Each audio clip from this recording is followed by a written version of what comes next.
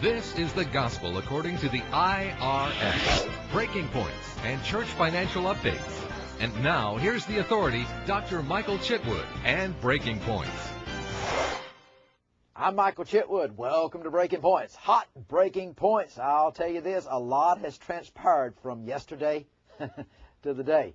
And you need to make sure that your house is in order. You know, one man told me, he said, you can go to bed totally legal and wake up totally illegal. The laws change so quick. And you know what? They do. Did you know last year there's 441 changes in the tax code? 441 changes. And do you know how many pages are in the Internal Revenue Code today? 17,000 pages. How in the world could a free bookkeeper or a volunteer board keep up with that? Hey, you know what a man told me one time? He said the only boards that he's ever read about in the Bible is when the ships were sinking. All of the members were clinging to boards. Now, I'm not against boards. Don't you take that the wrong way, because I'm with you right now. In fact, I feel close to you as far as I'm teaching you and talking about this. I love board members, but I can tell you this, board members, you better make sure that if you're going to serve on the board, when you vote for something, you better make sure that you're voting for the right thing. If you don't, you could wind yourself up in serious trouble real quick, and we don't want that. I want to talk to you today about the bylaws. Grab a pen and pad, and let's begin with hot tax tips on Breaking Points. Bylaws, what are they? Yesterday we covered the Articles of Incorporation and what must go into those. Organizing instruments would be referred to as the Articles of Incorporation. And the bylaws are often confused with the Articles of Incorporation. Well, ladies and gentlemen, your bylaws are not the same thing as the organizing instruments, such as the Articles of Incorporation. They have some of the same things in there, like name in the articles would be the same name in the bylaws. Similar, but it goes much further. Actually, there's 13 key ingredients to that. I'm going to cover 6 of those today, and I'm going to cover 7 of those tomorrow. So let's get started if we can. The bylaws should contain, among them, what provisions? That would be your first examination question, if I had one for you today, and that is, what should the bylaws contain? What goes in the bylaws? You need to know that. Today I'm going to talk to you about the first one. Number 1, the selection and the requirements of any church membership.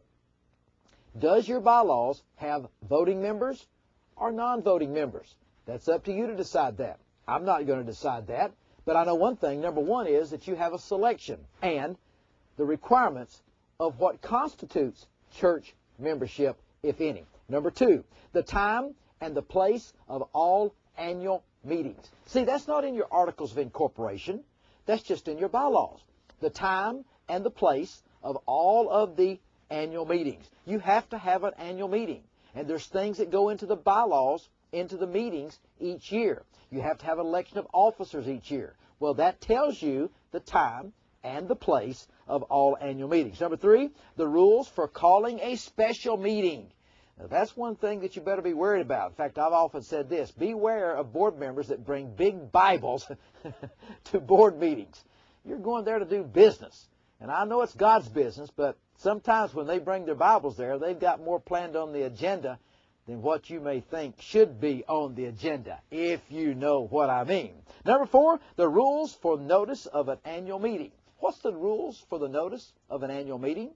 What do? Do you send out something in writing notifying them that there'll be an annual meeting somewhere? This is in your bylaws. This goes in your bylaws. This is what I'm talking about today. Number 5, what makes a quorum? What makes and qualifies for quorums? Quorums have to be listed in the bylaws. Is it 3? Is it 3 of 5? Is it 4 of 5? What makes up a quorum? A majority thereof. Number 6, the voting rights, if any. Who has the rights to vote? Most of the people these days in our organizations that we set up, we have advisory board members. Advisory board members. They do have the right to give advice, but the trustees are the only ones that actually have the official capacity to vote. You can have an advisory board over here working also with the Board of Trustees. So who has the right to vote?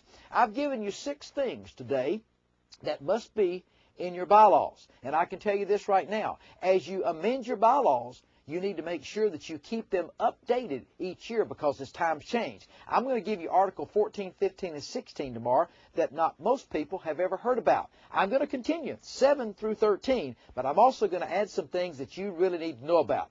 So until next time, bring that pad, bring that pen back, because this on the impact segment is going to impact your church now and forever. I'm Michael Chitwood. Breaking Points gives you the latest IRS updates and tax law. Pastor, if the IRS came to your church today, what would you say? If you really want your house of worship in order, call 1-800-345-9117.